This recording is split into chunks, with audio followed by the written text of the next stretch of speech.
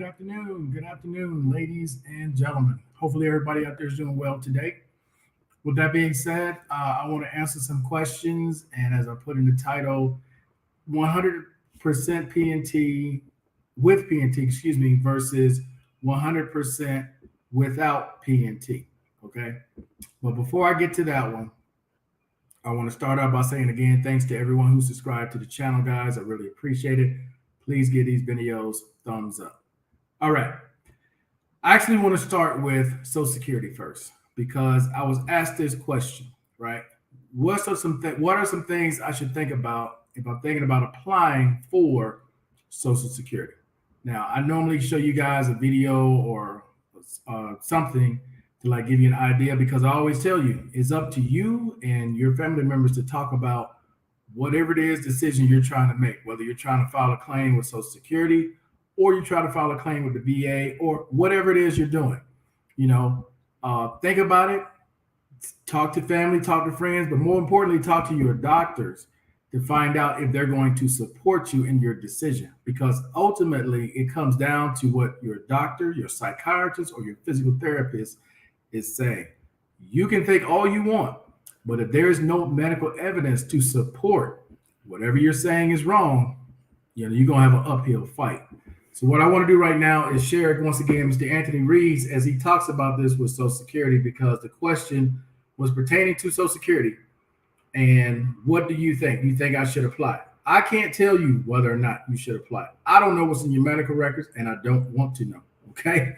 But the decision to apply is strictly up to you. What's going on, Barry? How you doing? Status. Good morning. What time is it? It's 11 something. Okay, it might be midnight where you are. He's talking to Barry. All right, I want to share this video a little bit with you guys. I think it's only about a minute. It's not very long. And it's talking about thinking about applying for benefits. So I want to play that real quick. If you're thinking about applying for disability, here's a few things that might help you. First, talk to your doctors. See about whether or not they believe you have specific limitations that might affect your ability to do work. You want to know those things in advance. Secondly, ask your doctors if they'd be willing to write any types of medical statements that they can provide to you that might assist you in getting disability benefits. Third, recognize that it may take a while to get a decision. So don't go in there thinking that you're going to get a decision in 30 to 60 days. Think about it for a year or longer. And then finally, the ultimate decision about whether you should apply really falls on you. Nobody can tell you whether you should or you shouldn't apply, even though doctors can give you a good recommendation and maybe family and friends could give you some insight as well. But the final decision about whether you should apply falls squarely on your shoulders. All right, guys. So again, I want to shout out Anthony Reeves, attorney Anthony Reeves in Florida, for that quick 1-minute video talking about this. And I've mentioned this before because people are always asking about Social Security. Should they apply? You think I qualify for it? What are some things that they look for? Social Security is weird like that, right? Because I was denied my first time and was approved on appeal. And I gave them absolutely nothing different. When the person approved me, they basically said they couldn't understand why I wasn't approved the first time because it didn't make sense. But, it is what it is. But I will say this to people, okay? Because Social Security is all or nothing versus the VA. Also, the limited amount of education and job skills you have along with your age goes a long way. Okay, this is kind of like the reverse of what most people think. You think, okay, I'm a college educated person. I was making $200,000-$300,000 a year. I can't do that job anymore, whatever it was. I'm applying for my benefits with Social Security. This should be a no-brainer based upon what I was making before and what I was doing. Social Security doesn't work like that. Social Security works by what are your other job skills? What other job can you do based upon your education? Because the more education you have, the harder it actually is, unless you have such a bad disability that they bypass that part. For example, with my legs, I have 2 college degrees. I own my own business. But because my legs and my back are so bad, it was kind of like a no-brainer at that point. So it's there are certain things that get around it. But if you are in that situation where you're like 100% with the VA, you're like, okay, I'm 100% with the VA. It should be easy to get Social Security. Nope, it's not, because you can be 100% with the VA, but if you're still pretty active, you're still conducting business as usual, and you go try to apply for Social Security, because Social Security in that questionnaire they send you, they ask what job task did you have, what things that you do, with your job. List all the different things, and most of us have pride. We are going to list every damn thing. Like, we were the manager, we were the supervisor, we oversaw this, we did this. You're going to bring it all the way down to the smallest minutia, right? And guess what that does? That just opens up all these different jobs you should be able to do, even though you're disabled. According to the VA, you're disabled. But according to Social Security, they're looking at everything that you write and going, okay, there's a job opening, there's a job opening, there's a job you can do. You guys understand what I'm saying? So the less education you have with Social Security, the quicker you are to get it. Because if you look at someone who is just a janitor, or they just did general construction, that's all they've ever done. They don't even have a high school diploma. They dropped out 9th grade, 10th grade. They just been general labor their whole life. They get hurt, right? And they go, okay, what are the jobs can you do?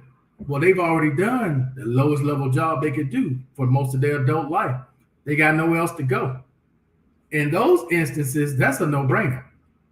It's kind of like people who are over the age of 50. You have what's called grid rules for people over the age of 50. But again, if you're listing a bunch of things and you're still active, even though the VA is saying you're disabled, you're still active, meaning you're doing everything. You're explaining everything to your doctor. And believe me, your doctors are writing everything you say. So if you tell them, you know what, doc, I'm just traveling the world, having fun, kicking back, getting on the jet ski, blah, blah, blah, blah, blah, what do you think your doctor's writing in your medical records? What do you think Social Security is looking at when they see your medical records? That you jet skiing, you traveling all over the world, so why can't you work a job? That's the way they look at it. I'm just being honest with you. So for the people who apply and keep getting denied, you got to look at it like, do you have a copy of your medical records from the VA? Do you know what they're saying about you besides what they're telling you? What they tell you to your face don't mean nothing. What are they writing down on paper about you? That's what you need to know. That's what you're fighting. Because they could tell you all day, oh yeah, I can see you're having a hard time. And on paper they're writing, the veteran just needs to apply themselves. They need to get out and do more. They need to do this. They need to do that. Well, that's what Social Security sees versus what they're telling you. That's just facts. All right. So let's get to this 100% P&T versus 100% without P&T. So I was asked, this was specifically about TDIU. What is the difference between TDIU with permanent and total disability versus TDIU without permanent and total disability? Okay, now depending on how long you've had it, and I've gone through this before, and I've talked about the different rules when it comes to the years. Like, you have rules for each year point that you reach. There are certain rules that apply.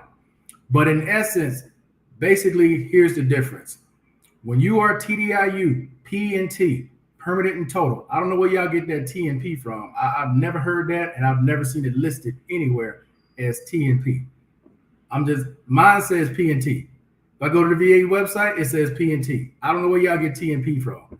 But anyway, essentially the difference is this. With permanent and total, that basically means permanent, meaning you have no future exam. There should be a box checked. When you download that letter showing your amount or whatever, it should have that listed as well for permanent. You have no future exams. Your disability is not expected to improve during your lifetime. That's what permanent means, okay?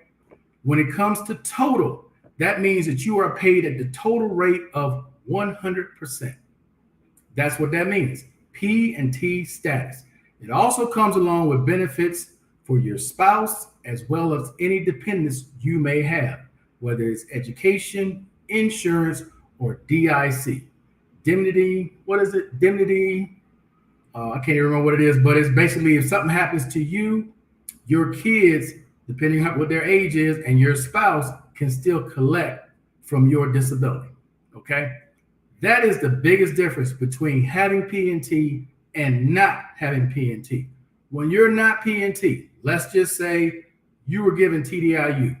It's been less than 5 years. You're temporarily on TDIU. That's what that means. You don't have a permanent status. At any point, they can pull that away, especially in the first 5 years. They can pull that away. And whatever your rating was, you can go right back to that rating because it's not a permanent rating. That's a temporary rating when it's not P&T. That's just facts. Look it up, Google it, call the VSO, talk to whoever you need to talk to. That is a fact. Okay? But let's say you've had TDIU more than 5 years. You don't have to wait for the VA to get P&T status. You can apply for a P&T status because you showed a consistent history of having that rating for at least a minimum of 5 years with no change in your status. So you don't have to wait for the VA to give it to you. You can apply for it. All right. Now I want to show you guys something who love to put in these frivolous claims. I keep telling you all, y'all keep filing these claims, you're giving the VA a reason to take your benefits, especially for something you know you got no shot of winning. Now this came from the Inspector General's office. I need you all to read what that says, or I'm gonna read it for you. The Veterans Benefit Administration inadequately supported permanent and total disability decisions. In other words, the Inspector General's office, as they normally do, they go out, they get a group of files, they'll go through those files and they'll figure out, okay, is the VA doing what they're supposed to be doing, or they're doing something they're not supposed to be doing? Well, in this case, the VA has been giving out P&T status to veterans, which the Inspector General's office is saying they shouldn't have been getting it. If you look at their review, and you can find this on the VA's website, va.gov. This is where this comes from, okay? The Office of the Inspector General reviewed a statistical sample of 100 veterans' ratings decision from an estimated population of over 24,800 veterans with at least one disability rated at 100% as of August 20, 2018, and a P&T status decision issued from October 1st, 2017 to September 4, 2018. You want to know what they found? They found 61% of the rating decisions did not cite adequate evidence showing the disabilities were permanent, and estimated the VADB staff established P&T status for about 15,000 veterans without this evidence. So let me break that down in layman's terms, what that means. That means that there are federal employees who gave a lot of veterans P&T status that they did not deserve. I'm going to repeat that again.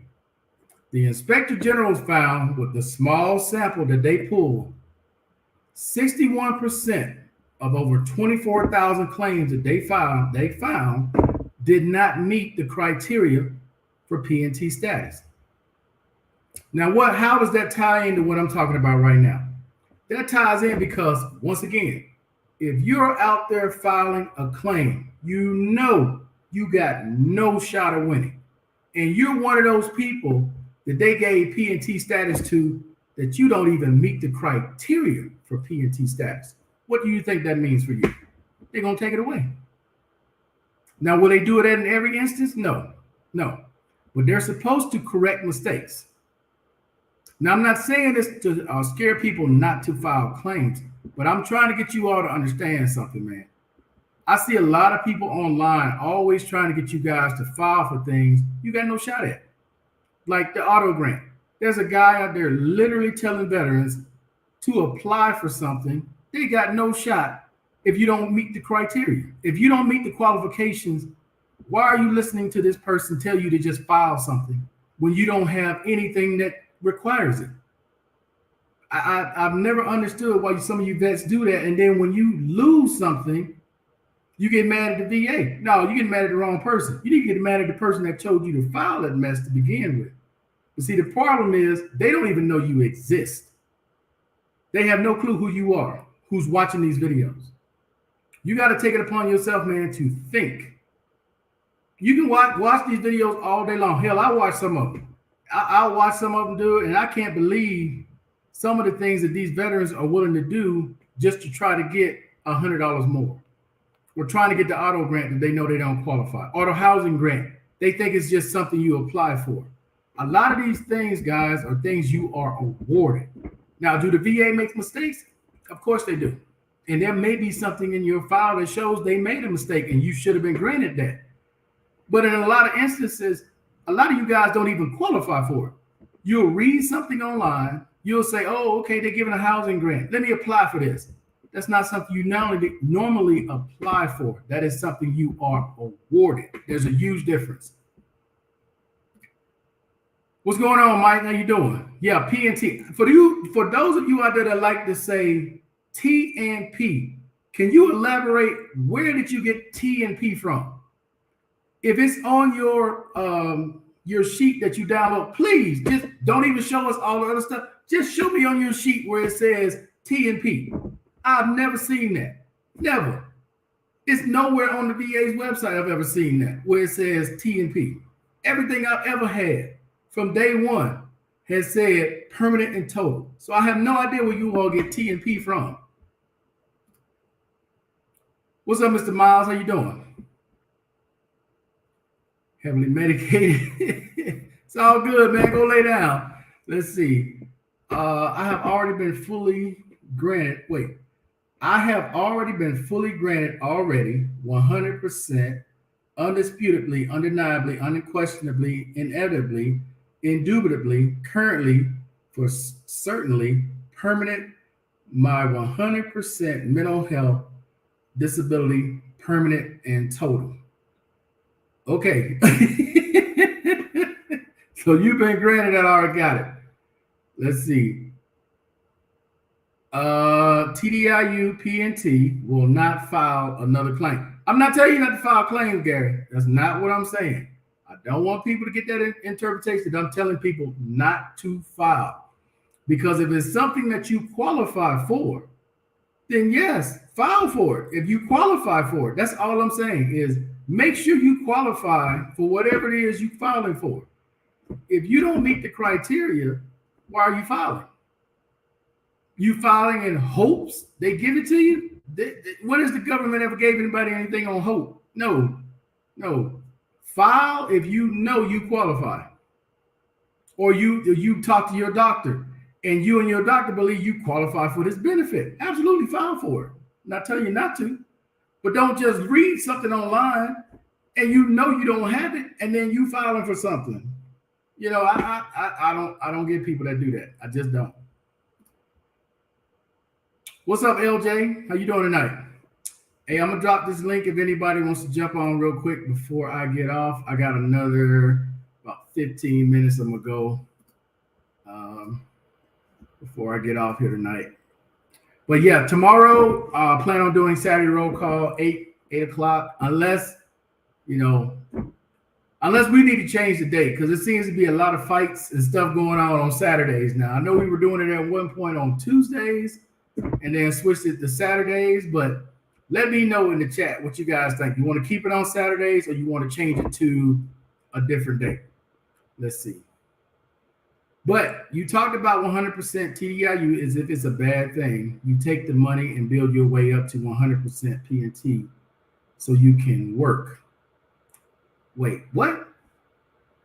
But you talk about 100. I've never said TDIU is a bad thing. What I say is people on TDIU don't understand what they signed. Most of you guys on TDIU never read the application. So you have no idea what you just signed, because the number one question I get asked when it comes to TDIU, can I work? Why can't I work? Or is can I work? Or why can't I work? Why can't I make what people make on scheduler? Number one, you never read what you signed. That's number one.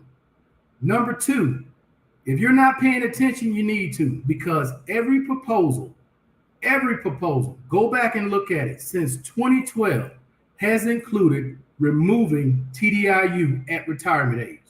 So when I talk to people on TDIU, I'm telling you like this: you need to find a way to get to 100% schedule.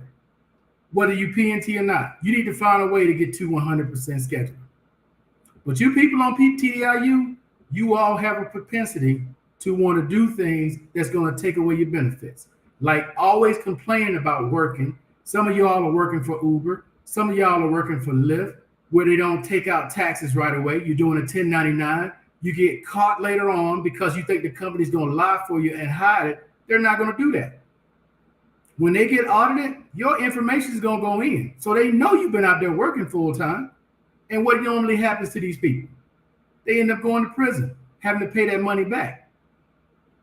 That's my issue with people on TDIU. Read your contract that you signed or the application that you filled out. Read specifically what it says before you sign up for it.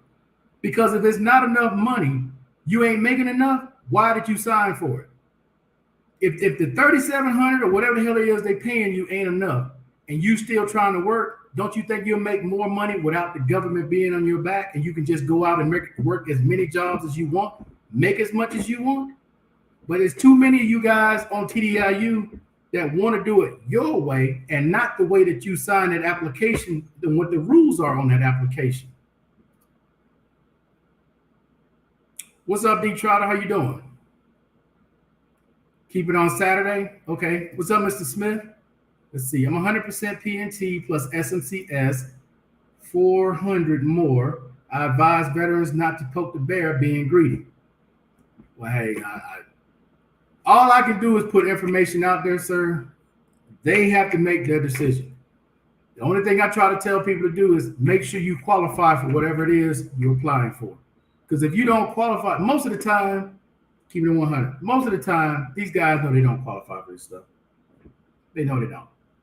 But they'll file anyway in hopes they're going to get something, which they never do. Okay? It's just what it is, man. Saturday? Okay, Mr. Miles. Anyone else? Any other questions? And I'm not hating on people. I know sometimes it sounds like I'm hard on people on TDIU, dude. Is that you guys don't see the constant comments and the constant questions about the same thing every week when it comes to TDIU. That's why it's so frustrating to me. It's like, dude, did you read your application? I even did a live show showing people what's on the application you signed for TDIU. And how if you don't tell these people you're working, you basically commit fraud. I've done all kinds of videos talking about TDIU and working. And I still get these questions every week from people who asked these same questions before. Okay, well, what if I work and only work 4 months out of the year? If you can work 4 months out of the year with no problem, what's stopping you from working the whole year? Nothing. It's just that you don't want to lose that $3,700. And my question always to these guys on TDIU, why did you sign up for something and now you want to go work full time? You can't have it both ways on TDIU. It's either one or the other. And you damn sure gonna make money, more money, working and collecting 70%, 80%, than sitting there waiting on this $3,700 or whatever the hell it is you're getting every month. That's not, you're never gonna get rich on TDIU. You're never gonna get rich on disability, period. Ain't happening. They're already trying to figure out ways for people who get over 6 figures to have some of their money cut if you make a certain amount. Have you all not been paying attention to all these different proposals that are out there right now? Your household is making more than $250,000. You're a disabled veteran. They're looking at ways to cut that. because they're saying there's too much money. These are things that are going to come to fruition, like TDIU going away. This is going to come to fruition. And for those of you sitting there going, well, it ain't never going to happen. Really? Let's think about history. Remember when they used to say women will never be officers in the military? Women will never fly planes. Blacks will never be in higher positions in the military. We're in 2023. Is any of that stuff they used to say still true? Is any of that still true? I remember when Trump was running. Trump will never be president. He became president. So for those of you thinking that TDIU is never going away, they're not keep writing in these proposals for no reason. They're telling you, they're telegraphing what's coming. And all I'm trying to get you guys to do is realize this and figure out ways to get off TDIU and get to 100 and get to scheduler. You understand what I'm saying? Now, some of you all may get grandfathered. You may. But in the proposal that I read from the CBO and everywhere else, there is no grandfather. They want to cut you off as soon as you hit 67 years old, period.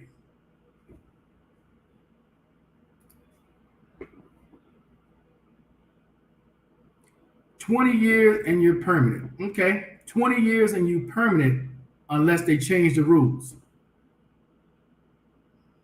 You understand that? If they change the rules like they change everything else, like they raise Social Security ages, if they change the rules, what are you going to say then, sir? I'm just asking, not trying to be a hypocrite. I'm just asking the question. 20 years or not, if they change the rules and says TDIU at 67 years old, you're off, and they don't grandfather it, then what? Then what? I'll wait for you to respond. I'm asking a question, bro. Then what? Because the government changes rules all the time. They change your disabilities all the time. What the name of your disability was at one point and what the rating was, they changed that about 3 or 4 times. You didn't even know it. That's all I'm asking you guys to do, man, is think. Yep, the government is notorious for moving the goalposts.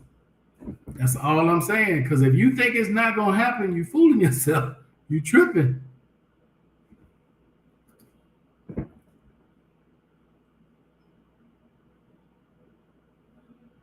Okay, you got jokes. Well, keep your jokes, bro. Hopefully it never happens in your lifetime, but it's coming. It's coming. And as I've told people before, if you're on TDIU, you need to try to find secondary conditions or something where a doctor will sign off on it to get you to schedule. That way you don't have no worries. But just resting on your laurels on TDIU, yeah, that ain't something I would do. Me personally, no, that's not something I would do. But I hopefully in your lifetime, who is this? Frederick LA, you never had to worry about it. Hopefully. But if this ever comes around in the next few years and you 20 years and they move the goalpost on you, remember what you said. I'm going to make sure I remember what you said right here. Matter of fact, I'm going to copy it. If this ever changes, Frederick, I'm going to make sure I pull this back up, what you said on this date at 11:35. Copy. Let me put this in a file. So if it ever changes, bro, which I wish it doesn't, but if it ever does, I'm going to pull your joke back up. So, Frederick, remember when you said this at 11:35, June, what's the day? Let me look at this file I just put up. June 16th, 11:35 p.m.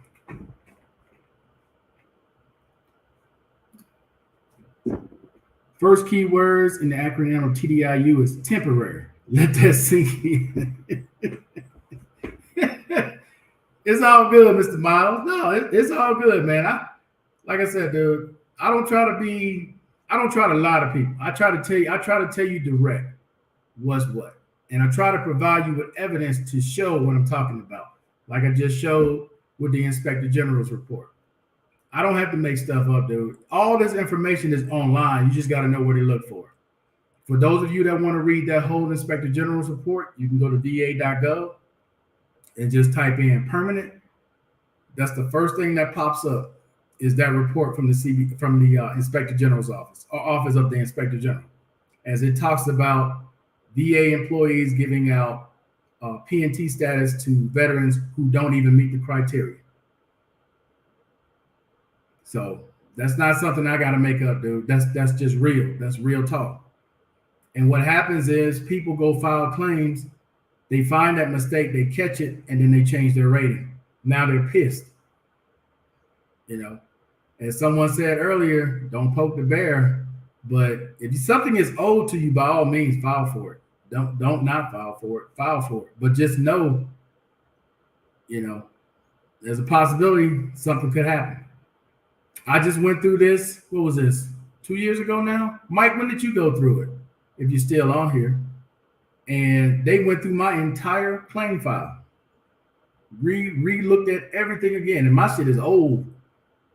I got a bunch of protections on my shit, but they still went through it. And for those of you that just recently got all this stuff, you gotta know what you're doing, dog. Can't just be out there just filing frivolous stuff. Now, are there any other questions? I'm right at my time to get up off here, man. Any other questions? It's all good. But I got a copy of this. I'm gonna keep this. Let's see. Mr. Miles, the T and TDIU is total, not temporary. It's all good, man. No debate on that. No debate on it. All right, guys. So that's going to be it for tonight, man. I look forward to seeing you guys tomorrow at 8 p.m. for roll call, Saturday roll call. There's going to be a bunch of new stuff we're going to come up with and see if we can keep it going for the remainder of the year. Let's see. Can't file for mental twice, determining on what you file, but they can't look into mental if you're already filing for physical. Wait, can't file for mental health. You can only get one rating. What you file because they can't look into mental if you are filing for physical. Okay, but yeah, you're right. Well, mental health, you only get one rating. They can put a bunch of attachments to it, but you can only get one rating in mental health. Is there any way to go and get full guidelines on FMP, payments of FMP? Is it by direct deposit or check in the mail? Okay, so the last one I got from FMP was a check. They didn't send mine direct deposit. I actually got a physical check. And all I did was just deposit it, with my cell phone with the bank, right? You just take a copy of the check and they'll deposit it in your bank account. Now, as far as a full guideline, you're going to have to contact FMP and have them. You should actually, in your packet that you got from FMP, you should have most of that information in your packet from FMP when it comes to that. But as far as the payment schedule, no. You got to call FMP for that. And they're going to give you a song and dance of like, well, it may be anywhere from 60 to 180 days. But as far as full guidelines for payments, you got to go to FMP. But the other stuff you're asking about as far as the guidelines, that should have been in the packet that you got from FMP. Just like everybody on YouTube every day with the same stuff, talking about stimulus checks coming out and more money for Social Security. I talked Social Security directly 2 days ago, and they said, where is it at? If you don't see it on our website, don't believe it. Mike, dog, I've said this, I don't know how many times, man. I don't know how many times I've said this, Mike, where guys will get online and they'll go, you got $2,400 coming in Social Security check. And I'm like, where they come? When is that coming?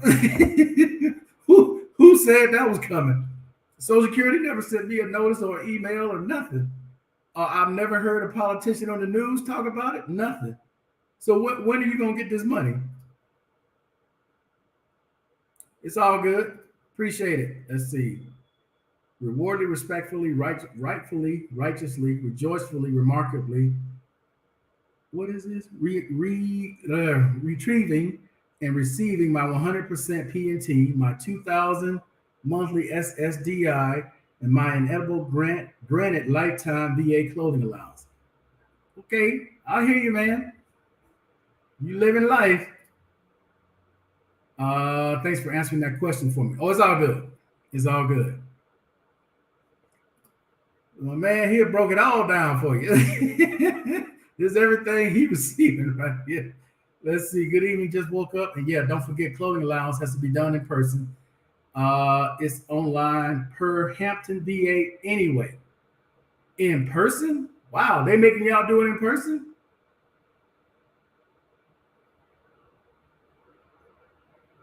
In Hampton VA. Okay. Well, I've already done mine. I did mine.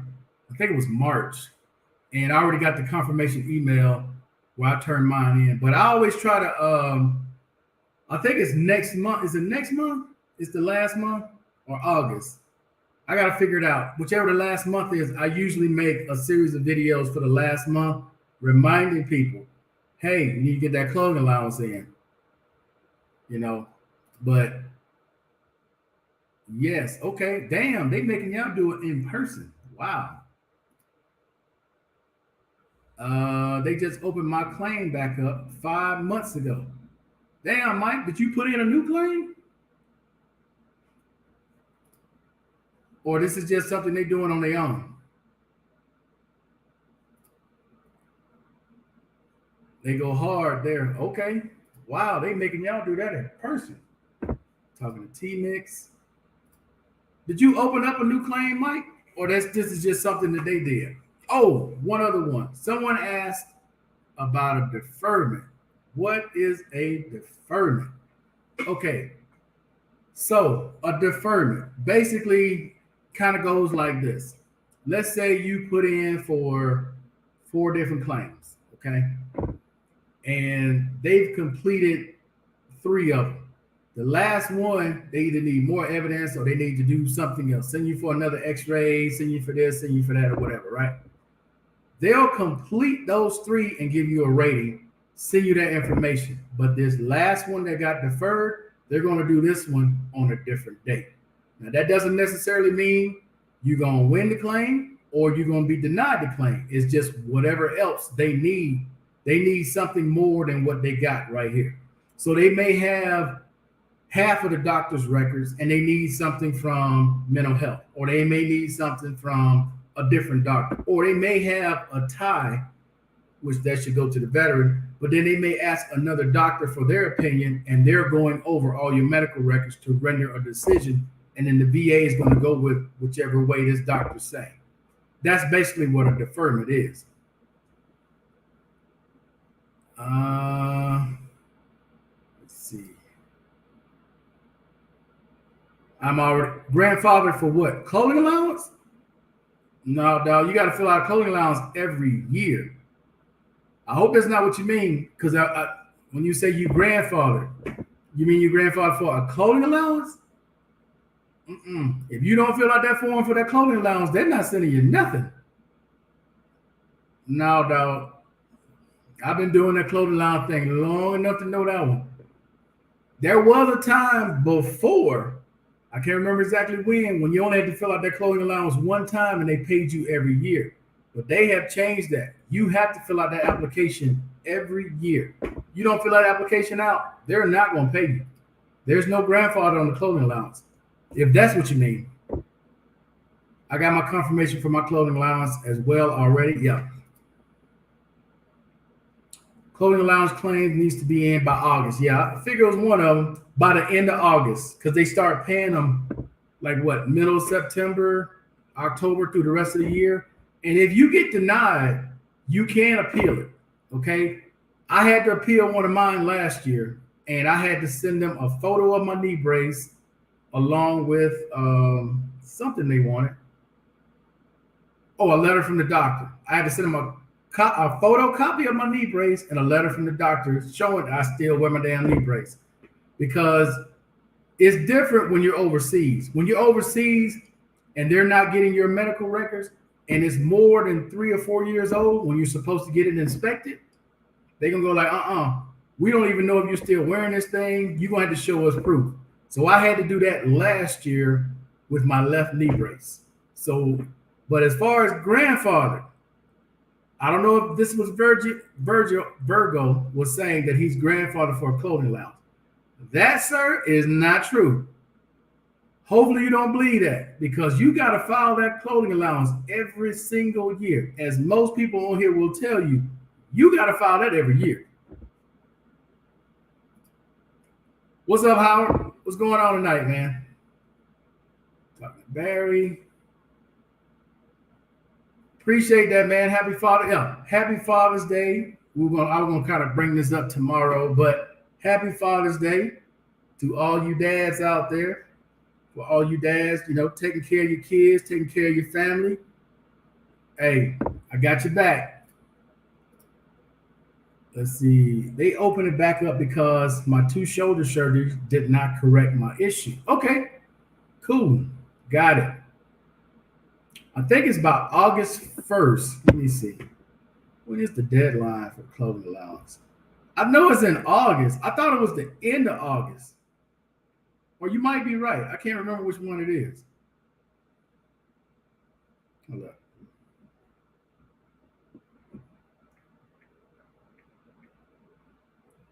Clothing allowance.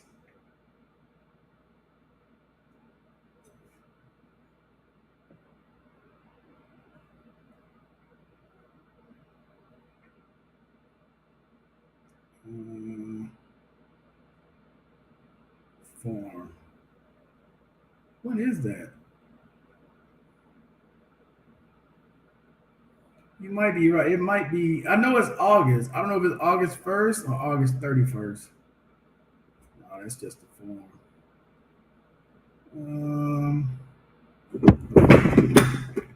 Dang it. Make sure we get this right. Let's see. If you qualify, you'll receive a payment by September 1st to October 31st. When's the last date to turn it in? Yeah, August 1st. He's right. You got to have it in. It's on the VA's website. I'll pull it up so you guys can see it for yourselves. You know how people are. Oh, that's not what it is. It's this date. Okay.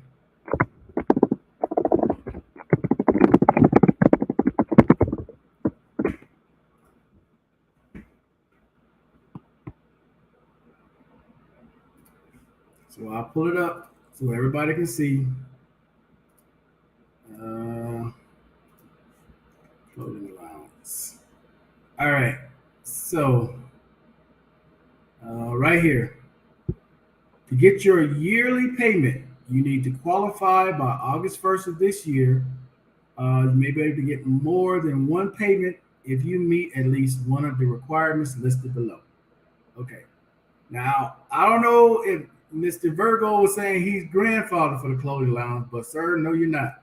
You have to fill out this form every single year, as everybody on this panel, everybody else will tell you on this panel who gets a clothing allowance.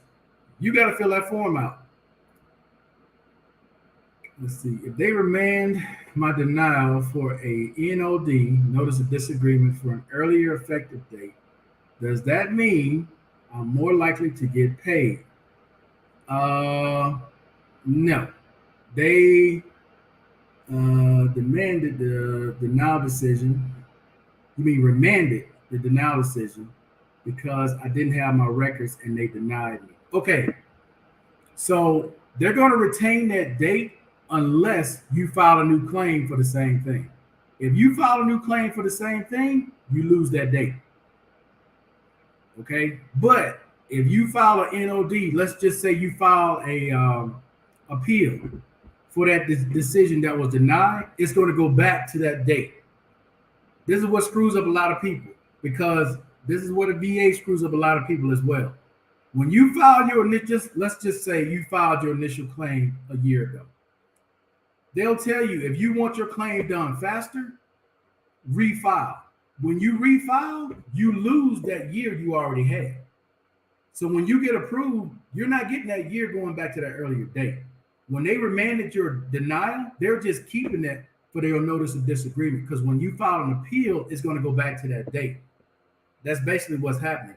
But if you file a new claim, it's going to get done faster, but you're going to lose that date that you originally filed. Hopefully that's clear. But that doesn't necessarily mean that you're more than likely to get awarded. They just keeping the date for when you file an appeal. It goes that way with anything. Anything that you've been denied on, they got to keep that date. The only way that date changes is if you don't file an appeal, but you file a new claim. Once you file a new claim, that old date you had is gone. What's up, Freshness? How you doing? Still in Mexico? Let's see. Do the FMP treatment records? Nope. You got to provide those, bro. Okay, I talked about this before. So I don't know where you're being seen. Like if you're in the Philippines, you go into the VA Manila. Yes, that's just like being in the VA in the States. But let's just say you're in the DR, or you're here in Colombia, or you're in Panama, okay? You're seeing one of these third parties, right? And you're like, okay, I've been seeing the doctor for the last 3 years. I want to file a claim. You put a claim in. The VA, first thing they're going to say is, well, according to our records, which was the last time you were here, we don't see this issue. You have to be the one to provide those records to the VA for them to input it.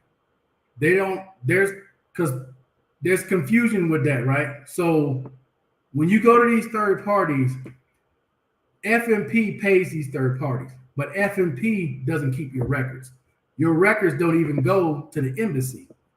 You got to get a copy of those and you got to provide to the VA. 1st of August, right? Gotcha. Yep. No problem. Yes. You to fill that clothing allowance for every year because things can change. Exactly. There's no such thing as grandfather anymore when it comes to clothing allowance. It used to be. It used to be. And that's for anybody out there right now that thinks you only have to fill out the application one time. No, you do not. You have to fill out that application every year. Every year.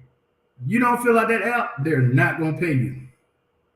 They're not going to pay you. And for some of you all, you're going to get a letter that says, especially when you got prosthetic devices, that says you got to come in and get your prosthetic device inspected. They basically want to see if you're still wearing it. They want to see if you have that shadow on wherever it is you're supposed to be wearing your prosthetics device to see if you're still wearing them. Because if you got knee braces, you got a big ass shadow over your knee, except in the center. It should be the same color as the rest of your skin, except where that brace is, it should be a lot lighter. Same way with hand braces. The only one that's not like that is a back brace, because you're going to wear that back brace over a shirt. But everything else that's prosthetics, especially when it comes to knees and ankles and stuff like that, no, dog. That's what they're looking for when they do that inspection. All right. Any other questions at this point?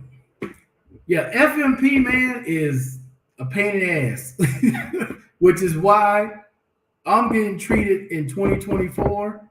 After I get my residency, I'm getting treated back in the States. I'm just going to fly back to the States every 3 or 4 months to get seen in the States, man, to avoid this, because it's too much of a hassle trying to deal with it here.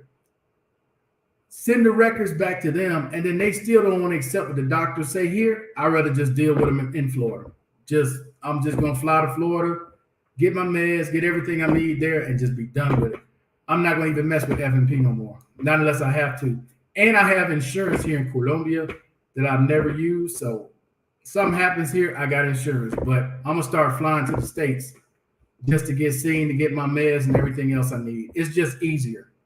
I don't know where you are, David, but here, dealing with the services here, I can't get prosthetics. I can't get a new AFO. It was hell getting a damn CPAP. I had to buy my own and have it shipped here. Certain medications, they can't get that either. It was just a pain in the ass, man, dealing with FMP here. Even with these third parties, they can't get anything really. Whatever you need, they still got to go through FMP. You're better off just dealing with them on your own. And this last time I was dealing with them, I was like, you know what? Screw it. I'm going to just go to the States and handle it. Let's see. Real talk, because they effed me out of my 2 clothing allowance last year. Yeah. Did you file, Mike? No, I remember what happened. You said you filed, and some about they said they didn't get them or something like that. They didn't receive them or something like that. Which is why I tell you guys, man, if you can get a stamped copy, I know you got an email, and I got an email, right? And I make sure I keep a copy of that email confirming they got it, along with the one that I turned in. It's a screwed up system they got in the Southwest. I don't know how it is in the rest of the country now, but I'm in the same situation with Mike, where they send all the clothing allowance now to California. They got a separate person in California, because mines go to Phoenix. Phoenix doesn't even handle it. They take all the files and they send them to California now. I guess we're all like they all like in a little district or whatever they call that, when they put certain VAs all in one particular area. So in my particular area is California. And yeah, that's why I had to appeal mine last year, because they were saying my knee brace wasn't in there. I'm like, I've been wearing the same damn knee brace for years. Yeah, make sure you guys keep that copy. If you can go in and get a stamped copy, you better off getting a stamped copy of anything dealing with the VA. Anything, because they will come up quick. Well, we don't have it. Here's my stamped copy. If you have it, you just lost it. Period. But all right, guys. Hey, I appreciate everybody watching, man. I went over my time by about 20 minutes. But I will see you all tomorrow at 8 p.m. for Saturday roll call. So until then, guys, I'm out of here. What you say, Mike? They said they didn't get it, and I got an email. Yeah, man, I would have fought them on that. I would have filed an appeal and showed them my email. I would have filed an appeal, bro, and showed them my email. Peace. All right, T-Mix. I'll see you all tomorrow. I'm out.